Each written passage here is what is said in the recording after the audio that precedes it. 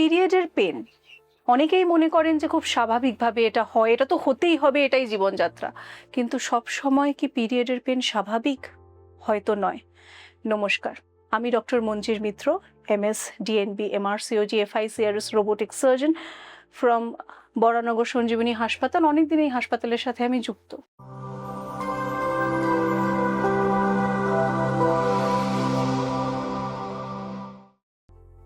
পিরিয়ডের পেন নিয়ে যেটা আমরা বলছিলাম, অনেক সময় আমরা মনে করি এটা খুবই একটা স্বাভাবিক জিনিস, মহিলা মাত্রই কিছুটা হয়তো সাফার করাটা ইউজুয়াল, কিন্তু 100% সব সময় কিন্তু নয়।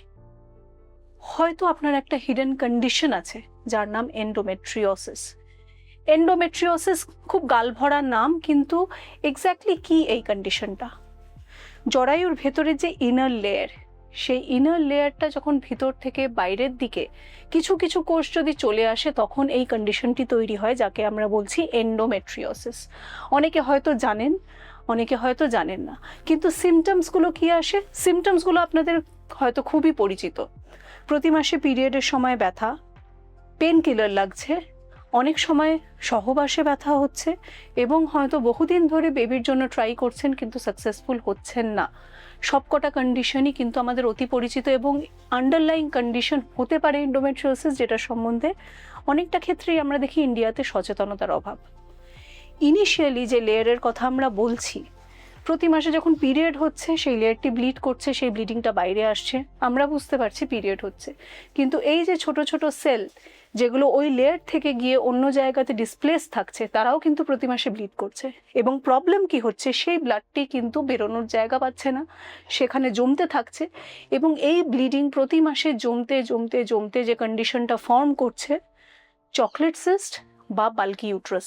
হয়তো এই নামগুলো আপনারা শুনে থাকবেন, এই রোগটার হয়তো আল্ট্রাসাউন্ড রিপোর্টে দেখেছেন, বা হয়তো আপনারা নিজেরা কখনো ফেস করেছেন। ইনিশিয়াল ফেজে এন্ডোমেট্রিওসিস শুধুমাত্র উপসর্গ হিসেবে থাকে, যেটা ডক্টররা ডায়াগনোজ করতে পারে, কিন্তু আল্ট্রাসাউন্ড পিক করতে পারে না।